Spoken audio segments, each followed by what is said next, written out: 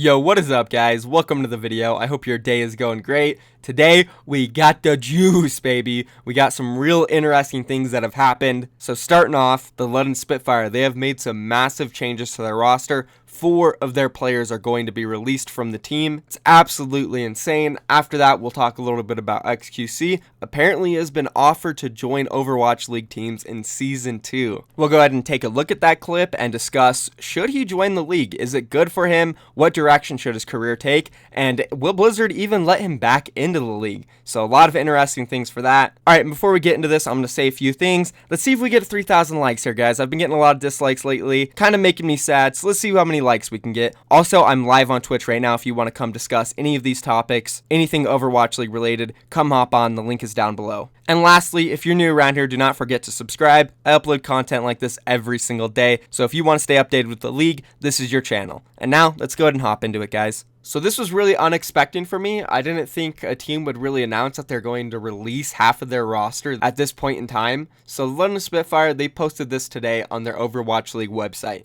London Spitfire roster update. The London Spitfire are designating 4 players as inactive until the end of the inaugural Overwatch League season. They will remain on the Spitfire roster until the end of their contracts or until a mutual release is negotiated. We have also sought to maximize the amount of talent flying under our banner, which is how we ended up with 11 members on our roster, all of whom have wowed us throughout the season. The strategy has brought us success, as seen in our Stage 1 championship, but has also presented challenges. We know there's a championship caliber team within our ranks, and our goal is to get it to that stage. As much, our management team has been considering for some time how to best achieve a return to form and has arrived at a difficult decision of removing 4 incredibly talented players from our active roster, as we look to focus on a smaller core starting roster. These 4 players have been a pleasure to work with, and we have no doubt that they will find playing time they deserve on other Overwatch League teams in the future. Effective immediately, the following players are designated as inactive on our roster: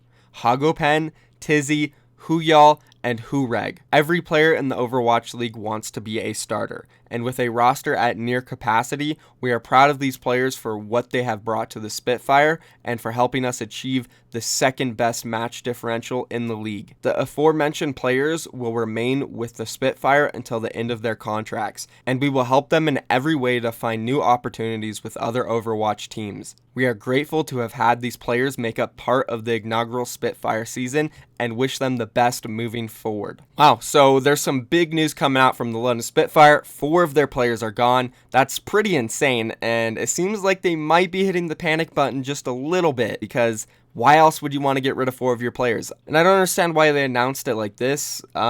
It was just really unexpected for an announcement like this to come out from a team, especially considering that, contracts are locked. Like, you cannot sign any players for the rest of the season. It would make more sense if they just quietly did this and just never played Hagopen, Tizzy, Huyal, or Hureg anymore. Maybe they did it for the players so that other teams maybe going into Season 2 know that they're free agents right now and they can plan to get them or start talking to them. That's the only logical reason I could see them doing this. But other than that, it's a pretty crazy announcement, honestly. Looking at the players that they dropped, when I heard this announcement, I really expected it not to be Hureg, considering how bad Birdring has been performing lately. I figured they would want to back up just in case it just gets worse or he never improves. But it seems like they have opted to keep Closer, Nuss, and Bedosin all on support, which is pretty interesting. I wonder how we'll see Nuss and Closer be swapped in and out. And now I guess we are going to be seeing Birdring back full time. So if there is a wrist injury or was a wrist injury, it must be gone or be very minimal right now. And maybe we can expect him to start performing. But I always thought it was very interesting how the London Spitfire swapped out Bedosin and Hagopen on that Zenyatta and swapped out Fury and Huyal. I definitely didn't fully understand why they decided to run either of them at certain points. And honestly, at certain points, I thought Huyal was the better diva, and then at certain points, I thought Fury was the better diva. And even the same goes for Hagopen and Bedosin. Like, Bedosin was super good during Stage 1. He was up there where people were comparing him to Jonak and even debating whether Bedosin was better than Jonak. After Stage 1, obviously that changed. He never performed really at that level again. And then Hagopen started looking really good during the middle of Stage 2, even during the times where London Spitfire was looking a little rough, losing a lot of their games. Hagopen was pretty decent. So I'd really love to know how they came to this decision. As for Tizzy, I mean, the guy never really played. Kind of unfortunate you got signed to the London Spitfire and never got a chance to show your skills off. I guess that's what happens when you're basically the backup to second best main tank in the world. So unfortunate for him, but I'm sure he'll find a home. He was really good on Runaway. I really thought, though, they would keep Hurag on the roster just in case things would go south with Birdring again, but I guess they're rolling the dice here, and maybe this was a big problem to why the Spitfire haven't been performing lately. I know a lot of the blame I've been putting on Birdring with him underperforming, which definitely is a big reason, but maybe this is a reason that has been going under the radar. Them swapping their players out too much, just having too many players in collective to have to practice and teach strategies to. Now you can just focus on a small starting roster, and something they did lack in majorly during the first week of this stage, their teamwork was really bad. Like, they look like chickens run around with their heads cut off. No communication whatsoever. I don't know who the shot caller is on this team, but maybe now that's going to be fixed. And one thing I do want to talk about before we end this is the fact that early on in the season, a lot of people, including myself and guys like Monte Cristo, Mr. X, Sideshow, Bren, they were very adamant about saying teams are going to look to get 12-man rosters, and those teams who have those really big rosters, 10 to 11, 12 people, are going to be the best. Being able to have that in-house practice with your players is extremely valuable and something that cannot be looked past.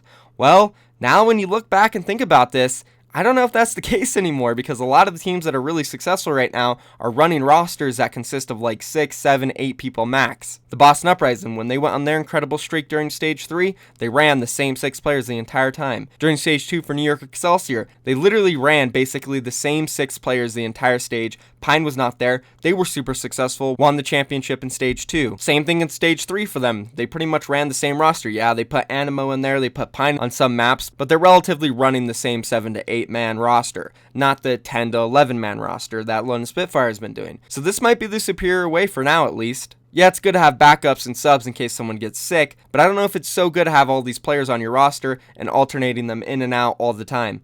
Could get hectic and could be a lot of players to coach, especially when you have a small staff. This is definitely a topic that we could probably discuss and get way more in depth with. And I do think it's really interesting to look at how, so many analysts, myself, thought that this would be the superior way. You would need to have these huge rosters, and by the end of the season, most of these teams would have these huge rosters and be running so many players. It's just not been the case, and maybe we'll go more in depth about this in another video, but I think that's it for now. Let me know down below what you guys think about this and just the whole entire London Spitfire thing. They're making massive changes, and they're letting everybody know about it. Really interesting. And now, let's go ahead and move on and talk about XQC.